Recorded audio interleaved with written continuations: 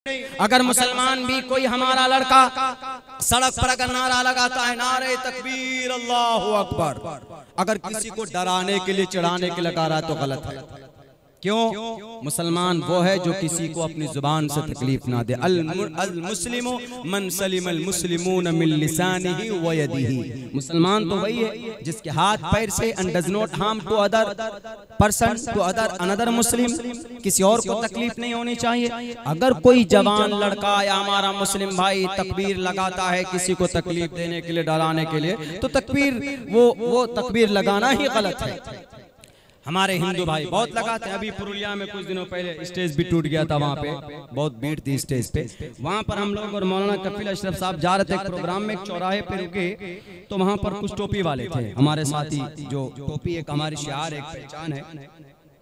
तो एक बाइक पे कुछ नौजवान आए, 2-3 लड़के आए बड़ी तेजी के साथ में, और उन्होंने जोर से लगाया जय श्री राम, ये नारा लगा के चले गए। हमने कहा कि इनका मकसद ये नहीं है कि श्री मर्यादा पुरुषोत्तम रामचंद्र जी खुश हो, कुछ पुण्य मिले, ये मकसद नहीं है। अगर ये मकसद होता तो यहाँ नहीं लगाता।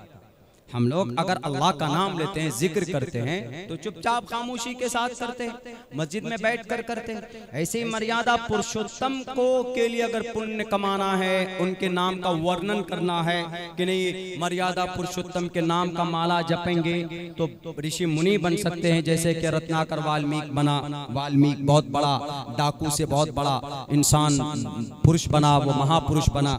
अगर ये मकसद है कि ईश्वर खुश हो, परमात्मा मर्यादा पुरुषोत्तम खुश हो, तो कहीं पे भी लगाया जा सकता है। लेकिन ये रिपुटेशन, आपस में रंजिश, तुम अजान मैं जय श्री राम, तुम अल्लाहु अकबर मैं भारत माता की जय, कोई चीज नहीं है। धार्मिक एतबार से आपको पसंद है जो आप कीजिए, आप आजाद हैं, हमको जो पसंद है हम आजाद हैं। लेकिन इतनी बात जरूर है, कुरान करीम के ऊपर खुदा के वास्ते ब्लेम न किया जाए। हमारा कुरान वो है, कोई भी ऑर्डर कुरान बंदे के ऊपर अल्लाह की तरफ से जबरदस्ती जुल्म बनाकर नहीं भेजा गया कि ये बर्डन है। कोई ना कोई मसलहत है। पूछ लीजिए ना कि जिना की क्या सजा है, जिना रेपिस्ट की क्या सजा होनी चाहिए, जिना करने वाले को क्या सजा मिलनी चाहिए। हमारे भारत के अंदर लाल कृष्ण आडवाणी जी से पूछा गया कि रेपिस्ट को क्या सजा मिलनी चाहिए। उनके ये अल्फाज हैं, should be that penalty, should be that penalty, सजाए मौत मिलनी चाहिए। बचें कैसे जी जिना से? मौत तो दूसरी बात है, जिना तो दूसरी बात, दूसरे दर्जे में। पहले इस जिना से बचने का तरीका, मेरा ये चैलेंज है, यूरोप में, लंदन में, अमेरिका में, पूरी दुनिया के बड़े बड़े थिंकर से, पूरी दुनिया के बड़े बड़े स्कॉलर प्रोफेसर से बताओ जिना से कैसे बचें। कोई माए का लाल आगे बढ़कर जवाब नहीं दे सकता कि जिना से बचने का क्या तरीका। जिना से बचने का जो तरीका है वो सिर्फ कुरान करीम के अंदर है। कुरान कहता है कि हम बताते हैं जिना से कैसे बचा जाए। कुरान कहता है जिना से पहले तो अल्लाह कहता है वला तक़रबुज़ ज़िना, जिना के करीब मत जाओ, इन्नहु काना फाहिशा, बहुत बुरी चीज है। ए अल्लाह ठीक है नहीं जाएंगे तो बचें। अल्लाह कैसे, जिना कैसे होता है? आजकल हमारे नौजवान लड़के और लड़कियां आपस में एक दूसरे को देखकर अट्रैक्ट होते हैं, नजरें निगाहें मिलती हैं, तो फिर ये जिना का बाजार गर्म होता है। अल्लाह ने दोनों को कहा, दोनों से मुखातब करके कुरान ने कहा, कुरान पर एतराज करने वालों, इतना खूबसूरत इलाज करने वाला, इतनी मुहलिक बीमारी का दुनिया की कोई और शास्त्र में नहीं है। मैं पढ़ा, थ्योरी पढ़ा, थ्योरी पूरी किताबों की थ्योरी रटकर हमें याद है। दुनिया की किसी किताब में रेप और जिना जैसे मुहलिक बीमारी से समाज को कैसे बताएं, कुरान इलाज बताता है कि बहुत आसान है। कुल्लिल मुमिनीन, हमारे मुस्लिम को, हमारे मोमिन मर्द से कहो, कुल्लिल मुमिनीन यगुस्सू मिन अबसारिहिम, कुल्लिल मुमिनाति यग़ज़ुज़्न मिन अब्सारिहिन्ना, मर्द से भी कहो औरत से भी कहो कि जब रास्ते में चले, अगर रास्ते में जाने की जरूरत पेश आ जाए, मार्केट में जाने की बारी आ जाए, तो निगाहें बिल्कुल नीचे रखे, एक दूसरे को न देखे, इसलिए कि निगाहें मिलती है तो फिर तड़प बढ़ जाती है, नंबर एक्सचेंज होते हैं, नंबर डिलीवर होने के बाद मैसेजेस फॉरवर्ड होने लगते हैं, मैसेजेस फॉरवर्ड होने के बाद फिर जनाब क्या होता है, उसके बाद फिर डेटिंग चैटिंग चालू हो जाता है। I am Abdullah, I am master Abdul Rahman, I am job holder and I belong to फना फना, मैं ये कर रहा हूँ।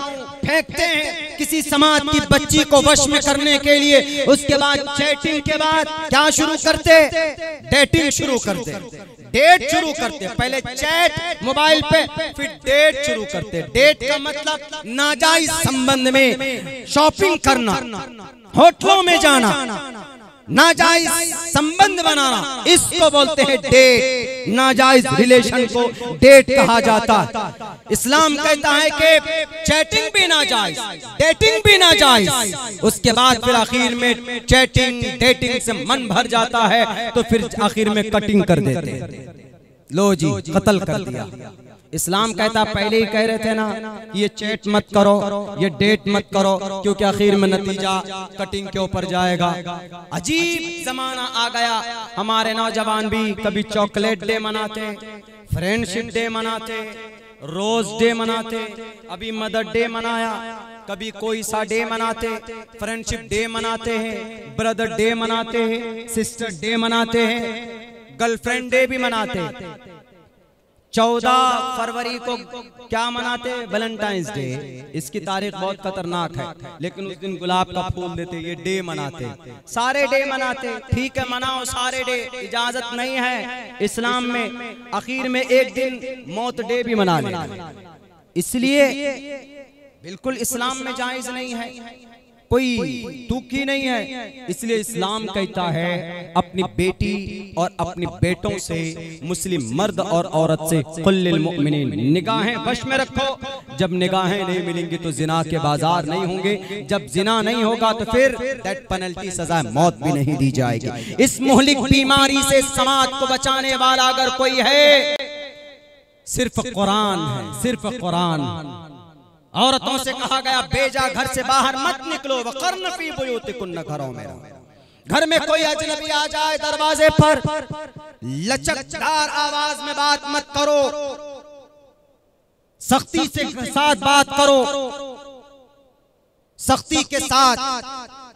कुरान करीम में उठाकर देख लीजिए, आयतें मौजूद है, वला तहज़ाना बिल कौल, औरत की आवाज में लचकती है अल्लाह ने, औरत की आवाज में अट्रैक्शन अल्लाह ने रखी है, लेकिन शौहर के लिए, अपने मालिक के लिए, अपने खाविन के लिए, नाजायज पराए मर्द को लुभाने के लिए नहीं। जायज नहीं है आपके घर में अगर कोई मर्द आए और लचकदार आवाज में बात करें, क्या ये हेलो हाउ आर यू, बैठिए चाय पीजिए पान खाइए, फला के अब्बा गए हैं आएंगे, क्या कर रहे हैं आप, नहीं, डायरेक्ट मना कर दीजिए कि हमारे शौहर नहीं है, बाद में बात कर लीजिएगा।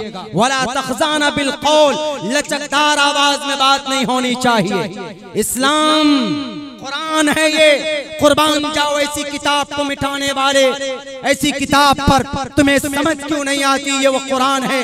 खुदा की कसम इम्प्लीमेंट हो जाए, आज इंसाफ मिले औरत को भी, कुरान पर अमल हो जाए, शरीयत पर अमल हो जाए, आज जंतर मंतर पर बैठी हुई समाज की बेटियों को भी इंसाफ मिल जाए।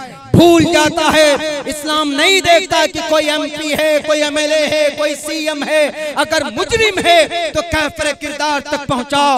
एक बड़ा जर्नल बहादुर हजरत खालिद बिन वलीद जब अपनी सिपह सालारी में होने वाले पैसों का हिसाब नहीं दे रहे थे, तो अल्लाह हजरत उमर फारूक ने कहा कि खालिद बिन वलीद कौन, जो हीरो थे इस्लाम के, जिन्होंने जंगे उहद के मौके पर पासा पलट दिया था 70 सहाबाए किराम को जामे शहादत नोश करवाने वाले यही खालिद बिन वलीद, जिनकी तलवार बोलती थी मैदान कारजार में। लेकिन जब गलती होती है, चूक होती है, जब अदालत के अंदर कोई कमी आती है तो हमारे फारूक कहते हैं कि खालिद बिन वलीद गलती कर रहे हो, हट जाओ अपने होदे से, अपने होदे का गलत इस्तेमाल करते हो।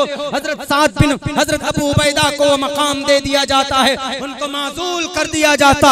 आज एमपी आपका बेटियों की इज्जत का लुटेरा, बेटियां दावा करने वाली, बेटियों को इंसाफ नहीं मिलती। इस्लाम के नजरिए से देखो, खुदा की कसम, बेटियों को इंसाफ मिले, मजलूम को इंसाफ मिले, ईद के मौके पर गरीबों को इंसाफ मिले। हम सदक़तुल फित्र अदा करते हैं ताकि गरीब बच्चों को उनको खुशियां मिल सके। हम ईद के मौके पर खुशी मनाते लेकिन दूसरों को खुश करके सदक़तुल फित्र देते ताकि गरीबों के घर के अंदर भी खुशहाली आए, और फिर जनाब ज़कात देते ताकि दूसरे लोगों के घर के अंदर भी खुशी हो। हम किसी की इबादत गाह को तोड़कर खुशी नहीं मनाते। ईद का मतलब खुशी मनाना, लेकिन अपने एतबार से किसी की मस्जिद, किसी की इबादत खाने को तोड़कर या किसी मदरसे में आग जलाकर इबादत नहीं की जाती। रामनवमी मनाते हमारे हिंदू भाई, ठीक है मनाइए, रामनवमी के ऊपर इबादत कीजिए, पूजा कीजिए अपने परमात्मा मर्यादा पुरुषोत्तम की। आपके अकीदे के हिसाब से हमारे यहाँ तो सिर्फ एक अल्लाह की इबादत होती है, लेकिन खुदा के वास्ते गलतफहमी के बलबूते पर कुरान करीम को बेस बनाकर इसको जलाने या इसको मिटाने की बात मत कीजिए। ये खामखा की फजूल की बातें।